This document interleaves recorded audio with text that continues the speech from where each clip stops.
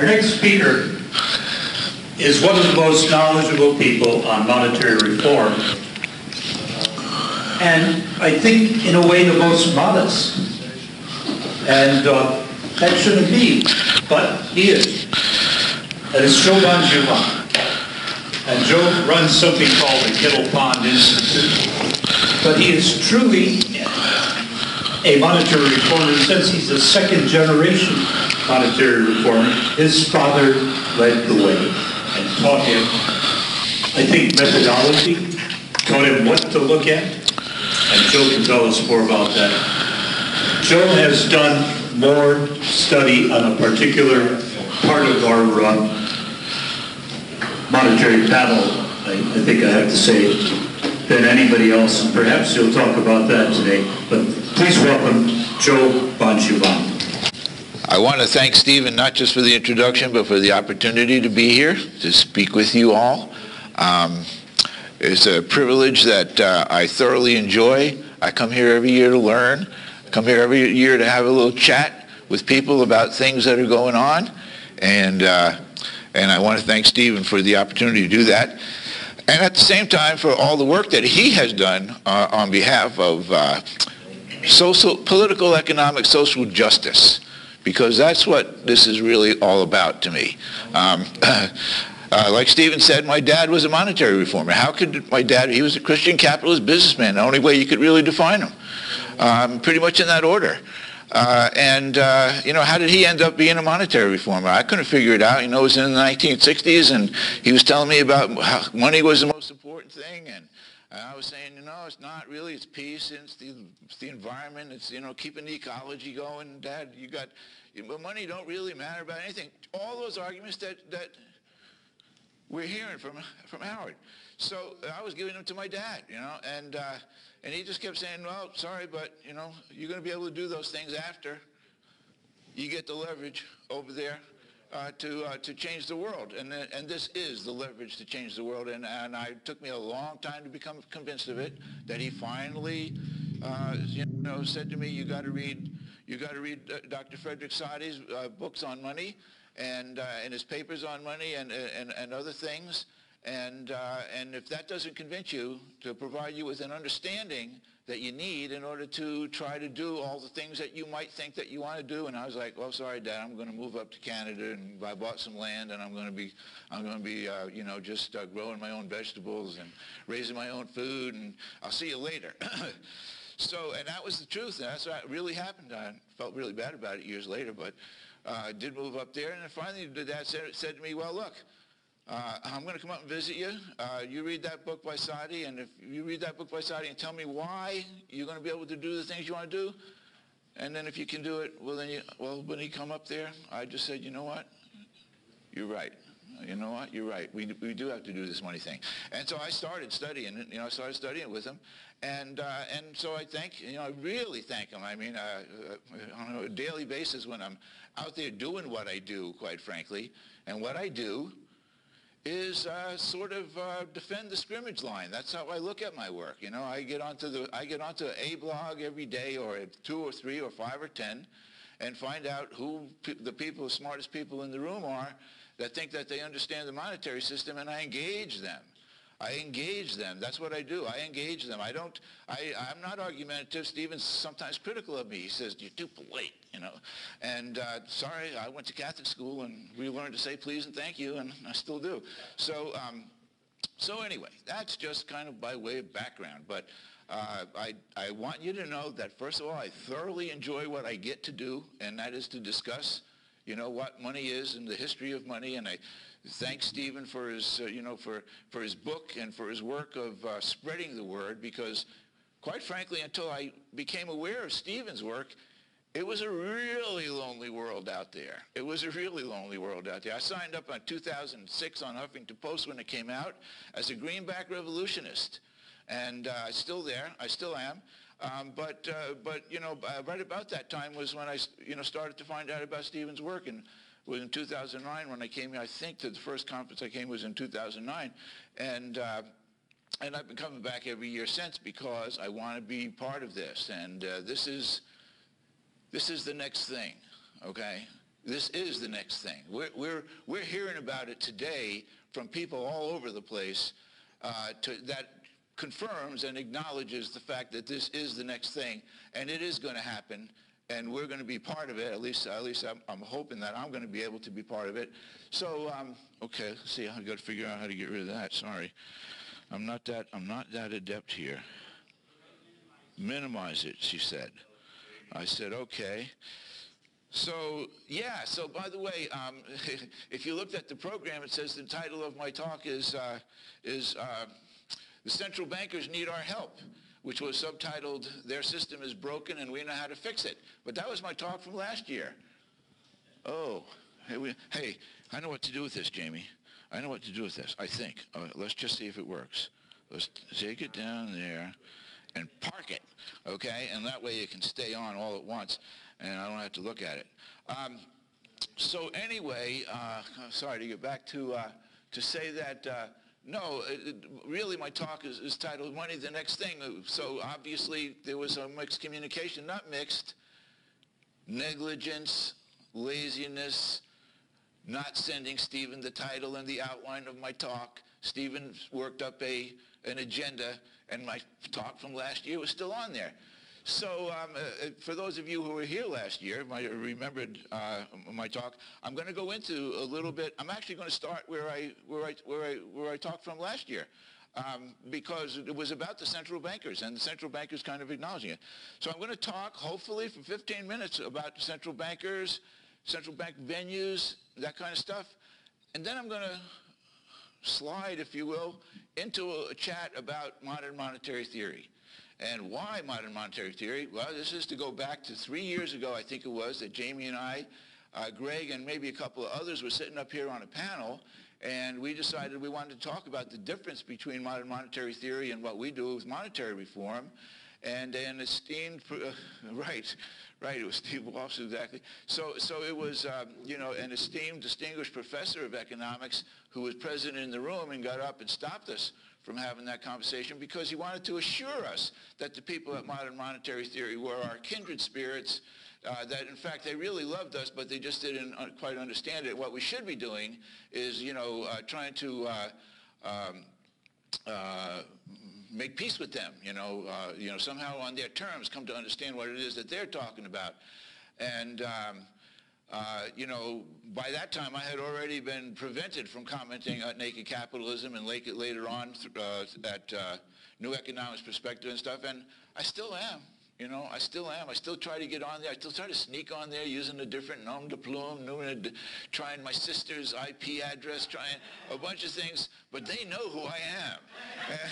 And they do not let me go on there because they do not want to engage in the discussion of monetary reform. Now, they just call it the debt-free money crowd.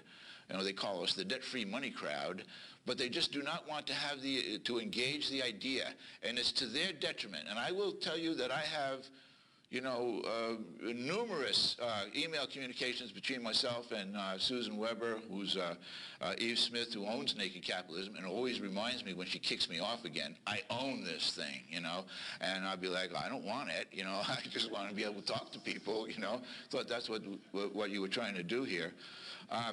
And their subtitle of the Naked Capitalist, fearless commentary on money, economics, finance, and politics.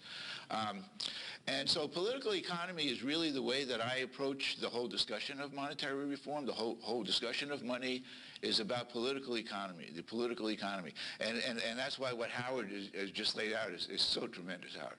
It's so tremendous, because that is political economy right there. Political economy is sort of something that's been forgotten as a field of study. Not that there aren't people getting political science and different types of degrees, but really of political economy, to me, political economy is what it's all about. So there, I've just wasted my first 15 minutes, and I haven't talked anything yet about what I wanted to get started with. So I'm going to try, and again, with that bit of an outline and background in mind. Well, that didn't work. Let's see. Try that again. Let me try the other one. Hang on, Jamie. Nope.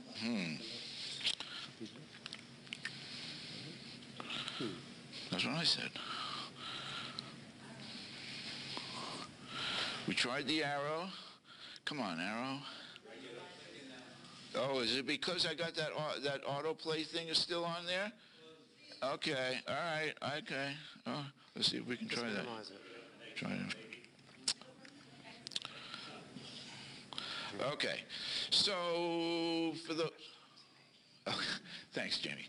So last year, I started out, and in fact, my whole talk last year, if you recall, was a discussion around the interview that Dr. William White did at the Cobden Center, which is a libertarian Austrian, economics group in the UK, whose site I'm on all the time and who don't mind me coming on there and talking about monetary reform and all that kind of stuff and engage me. Well, although I shouldn't say that universally, because there are a few people on there who call me names, and tell me I shouldn't really be on there. But for the most part, they do engage. But this was Dr. William White, who was the former director of monetary and economic affairs at the Bank for International Settlements, which was really kind of like the peak of the peak. It's the central bank or central bank. And, monetary and economic affairs is the whole shtick over there. And he was the director of it. So there's hardly a more knowledgeable person, in my opinion, in the world than Dr. William White. And fortunately, along with his knowledge is a great deal of candor. And Dr. White, in his interview, said things about what was going on with the central bankers of the world. And what did I say that they were? What did I say that it was that they were going on about? Okay, now, let me see. Okay, good. Hopefully I can read that up there. So this was a couple of his observations. They're starting to ask whether they have somehow been backed into a place where they don't really want to be. Now this goes to the, anybody, I happened to go back to my hotel room, turn on the news, CNBC, 3 times while I was there for 15 minutes. They said monetary policy is not working. That's how they say it. Monetary policy is not working. We need to do fiscal policy. And that's actually a meme and a theme that's going wide out there, but nobody really wants to say how you join monetary policy and fiscal policy in a way that serves, our needs. So he said they're backed into a place where they don't want to be. And he said, I'm working on a piece for the G30, the group of 30, the vocal group of 30, another prestigious organization, which basically deals with the future of central banking and the future of monetary policy. I sense from talking to many of the members, many of whom are previous central bankers, that they're very concerned about the direction this has taken, in particular, the continued over-reliance on stimulative monetary policy. Well, what is that saying? That's saying that monetary policy cannot stimulate the economy the way it's set up. And how is it set up? It's set up to add more debt. Try to have a debt-saturated, debt-overhung national economy and try to add more debt to it to get it fixed. And he says, it's not going to work. There's an over-reliance. We have to do something else. But how else can we add the thing that we want to have in the economy, which is additional demand? And the answer is purchasing power, which is, to me, the #1 quality of money. So he said an increasingly large number of central bankers are actually looking at what is going on and saying, we're being asked to do something that is effectively impossible. Okay, so why am I, again, why am I'm repeating this? Because it's what the central bankers are saying, and what the central bankers are finding is that something else has to happen. Something else besides this debt-based money system that we all know is the theft of prosperity for the people that concentrates all of the prosperity and the wealth at the very top, because the money issuers are the top of the top of the top of the top of that very unstable structure.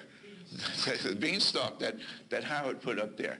So they're saying that they're being asked to do something that's effectively impossible. To their credit, they recognize it. Really, to their credit, they recognize it, because they might not have recognized it. Now here he had been talking about the situation with the European Union, and the fact that the European Central Bank had decided to try to do QE, something that was totally illogical. He said, why would these guys try to do QE? He says, it's mad here, it's mad everywhere. It's more of what got us into this trouble in the first place. More of the same, what got us into this trouble in the first place. Now that was Dr. White's observation. In a nutshell, most central bankers know that our economies do not face a liquidity problem, but a solvency problem linked to excessive debt accumulation. I want to try to let that sink in. We don't face a liquidity problem. We face an insolvency problem. There's not enough money to pay the debt. And if you can't pay the debt, you can't keep adding debt. Who was it that had the slide up there? I really forget who it was that had the slide up there. That said, if the payments exceed the new money creation, the jig is up. And if you understand money, that is the nature of the equation. Okay? I'm sorry, it was John Howell. I'm pretty sure I remember that now. And so that's his way of saying it. It's a solvency. You're not just broken, you're insolvent. You know, the national economy is insolvent when the national money system fails to function properly. And all the national money systems right now fail to function properly. If there's a solvency problem, central banks can't fix it. Period. You know, why isn't there I think maybe at this stage last year, Stephen, I said, why isn't there a National Monetary Commission trying to answer that question? And then Stephen told me the answer to that. The only way that this can be fixed is by inflation, which with the debt levels being the way they are, could very quickly get out of hand. Now, to me, that's central banker speak, quickly, okay? That's central banker speak, because they talk about inflation like as if it was a good thing, you know? But when they talk about inflation, I think they talk about expansion, but they use the term inflation. And inflation is merely a markup in general prices. And we don't really need a markup in general prices. What we need is more money to create more demand to have more prosperity. And the last thing he said, I think increasingly they are discomforted more than anything else. I think it's not just the ex-central bankers, but increasingly the people that are still holding the levers. The monetary policy lever holders are finding that the system don't work. They're starting to ask whether they have somehow been backed into a place where they really don't want to be. So the reason that I'm saying that is because there has to be a next thing. There will be a next thing, and it's not. You know, they can't look in the rearview mirror and figure out the way to go forward. And they're coming to that conclusion. So what are they going to do? Well, they're going to try something. And hopefully, if they try some of the things that are going on that we've been talking about in this room, we're going to find that one of the things they're going to talk about might not be our version of the facts. Okay? They might try to finesse and wiggle their way into another situation. And so that brings me to Lord Adair Turner. He's a guy who, when he wrote Debt, Money, and Mephistopheles, something about the debt, the level of debt concentration, the global debt concentration, and he said something, he said, maybe the final subtitle was, and how to fix it. Okay, and how to fix it. And to me, I'm a total how to fix it guy. I don't really care to talk about the problem too much. Let's just say enough words to make sure we understand the problem, and let's talk about how to fix it. So Lord Adair Turner, and he wrote that paper. Now that paper was a year or two old, but then he come out with this book, Between Debt and the Devil. Money, Credit, and Fixing Global Finance. Well, there it is again, fixing it, So I was fortunate enough to get that book under the Christmas tree, and I read through it, and, my wife, she'd been tolerating all my monetary reform gibberish for about 45 years, and when I tell her, no, I really need to read that book because this guy is kind of like leading the dialogue, and I read the book, and she saw, as I was reading the book and as I was coming to the end of it, that I wasn't really smiling, I wasn't really so happy about it. And she goes, what's the matter? I said, he don't really get it. I said, he really doesn't get it. And so I was like, I'm really disappointed. He says that he knows what Fisher and Friedman were talking about with 100% money, and Henry Simons, he pulls all these names out of there, and they're totally about replacing totally 100%, the debt-based money system with a system of producing national equity, basically. And yet, his solution when he comes to the end of it is this. Well, if we come up with a gap in the GDP that is not able to be achieved by private investment, meaning private borrowing, then the government should step in and do a modicum, not too much, because it's dangerous, because it's from the devil, of what he calls overt money finance, which what we would call public money administration. So his fix is too limited, too late, and in fact, upside down. So the funny thing was, I thought Michael Kumar was going to be here, but when I got finished reading the book, and I was really so frustrated, I sent Michael an email. I said, Michael, I just read Dear Turner's book, and I thought he was, somebody who got it, but to me, I said, I'm really disappointed. What's the matter with this guy? And he wrote back and said some very kind words about Adair Turner, said he's the most open-minded of the technocrats out there, so you sort of got to, move him along with baby steps, and I hope you're not going to, criticize him, something like that. But I mean, my respect for Michael is tremendous, so I basically wrote back to him and said, I'm not sure what I'm going to do, but it ain't going to be nothing. And this is the first article that I wrote. Oh no, that's the second article that I wrote. Uh-oh, maybe I missed it. Okay, all right, I didn't miss it. So this is the first article that I wrote, and it was published in the Global Economic Intersection, and it's called "That's Not the Devil, That's Real Money."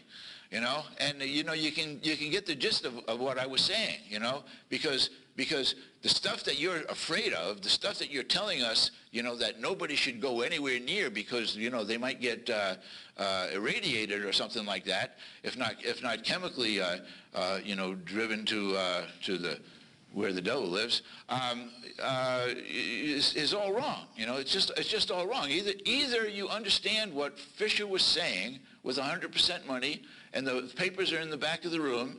Either you do get it or you don't, and you don't. And so that's the gist of my article, of this article. And like I said, I defend the line of scrimmage. So I had been writing with Dr. William White on his paper and on his interview, and I had been writing I wrote a letter to Lord Adair Turner. And I said, here's a link. This is going to be published next week. I just wanted you to see it, and I wanted you to understand where I'm coming from. I'm a monetary reformer. You don't get it, even though you say you get it, and people think you get it, but you don't get it because I explained to him what Stevens Arlanga says. We need a public money system. We don't need to rely on that stuff in a minuscule way. And when I got finished with that, I really thought I was only half done, so I did a further considerations on Lord Monetary Finance proposal, in which I don't know if you can get the gist of the cartoon there, but I said, he's trying to Frankenstein it. He's trying to take a half of the public money system and half of the private money system and make something that's going to work and live together, okay? And so I wrote, number one, that ain't going to work at all anyway, but if it was going to work, it has to be first the public money system, and then if the public money system doesn't deliver something, then let the private money system fill it in. But really what we need to do is a 100% money system, and why wouldn't it work? If you don't have a good reason why it wouldn't work, then it should be what overt money finance is all about. So that was that was the dialogue that was involved with his book. I did send him a copy of this article before it went in. It had a different title. It actually had Frankenstein in the title. And the guy who runs Global Economic Intersection asked me if I could just bring it down one notch, and so I did. And he put that in there. And this was the third article that I wrote, and this is in keeping with our theme here, which is the problem with money and banking, inseparability. Okay. Now, that might seem either logical or corny, but the fact is that they've been running, Perry Merling, I don't know if you guys know who Dr. Perry Merling is. You know, he's kind of an infamous guy who deals with money, the Treasury, and articles. And so he wrote all these money and banking papers, money and banking 1, money and banking 2, money and banking 5, money and banking 8. And then he was upstaged by a couple of modern monetary theory economists who started writing their own money and banking, because they all think they know about money and banking, how it works. And it's all about the accounting, by the way. It's all about the accounting. So there was a 17-part money and banking series that was on global economic intersection. And so I called up John Lounsbury, who runs it, and I said, I'm doing an article on money and banking. What's it about? I said, inseparability, that's the problem. You know, if you can't get money without the banks issuing it, and if we can't, and the banks can't issue it because with secular stagnation, negative interest rates, however you want to think about it, what's causing us to do that, then we have a problem. And we want to solve that problem. It was what Irving Fisher said. One word, a one-word fix: separation. Separation of money from banking. That's what we want. So I wrote that article, and it was highly criticized. And then I did one on the $39 trillion VIG. Now, first of all, the word VIG needs an explanation, unless you're a poker player or a loan shark. If you're a loan shark, you know what the VIG is, okay? That's because you loan and what the VIG is what you get back. So it's you gain, okay? So I said the $39 trillion VIG. How do I get to $39 trillion? And let me tell you something. In the course of writing it, I realized it's at least double that, okay? The VIG is what we've lost, okay? The VIG is the public equity that we have failed to gain. That's what it is, okay? It's the VIG is the public equity that became private profit that led to those people getting up to the top of the beanstalk. That's how they got there, with our money system, with our commons. They used our commons to get there. And I say, let's quantify it, you know, let's quantify it. So, $39 trillion VIG. Well, we got a $19 trillion debt, and half. At least when I wrote that, that's what it was. I honestly don't know what it is today. But $19.5 trillion doubled. Why doubled? Why doubled? And the answer is accounting, okay? Because if we got a negative $19.5 trillion because of the loan sharks being in charge of the money system, and we did exactly the same stuff, and we financed it by debt-free money, we would have $19.5 trillion on the asset side of our national accounts balance sheet. So we would be $19.5 trillion plus versus $19.5 trillion minus, and the difference is $39 trillion. However, that's only the principal. Okay, and that's why I say I know it's double that amount, because there's been compounding interest on every dollar that we've borrowed, you know, really since we've been a nation, and fell down on the constitutional protections that we're supposed to have. So so I wrote that article, and I'm really only raising my articles because I want to try to present the dialogue that's going on, you know, out there, that's, I think, important for us all to hold. That is to say, like Howard, he's doing that great work, you know, at the Greens, because he's going to confront progressives, leftists, even radicals, who want to do something really good for the planet because we need to, but they don't understand money. One of the things that my dad told me, Karl Marx did not understand the money system. He said, I'm sorry, but you know, he thought he was making a revolution, but he left the bankers in charge, and look where it got us. Because they can manipulate the whole thing. Okay, so that's that part of it. And then, you know, this is kind of like one of those memes that I was talking about earlier. Helicopter money. Everybody knows what helicopter money is. The picture comes immediately to mind. There it goes, here comes the money, and everybody's got some. But when you talk about helicopter money today, we talk something about, you know, kind of central bank issued helicopter money. You know? And to me, if you don't have a public central bank, and I mean a real public central bank. I don't mean one that says we own the stock in the corporation. I mean one that works for us, like the NEAT Act empowers for we the people. And so helicopter money is in the air. But why? It's a concept. Really, what is it? It's a concept of debt-free money. It's a concept. To me, it's a concept of debt-free money. When Milton Friedman first spoke about it, he spoke about it in terms of helicopters dropping dollars from the sky, and that fell on everybody. And how much debt was created? None. So how big a helicopter do you want? That's why I said, look at it. How big is the helicopter? How big is the drop? Well, I say, whose helicopter is it, and whose money are they dropping? That's the important thing going forward, because this meme of helicopter money is going to be very, very widely discussed in this near future. I can promise you that. And as it is, we have to speak up and demand that we get out of it what we want, which is the public money part. So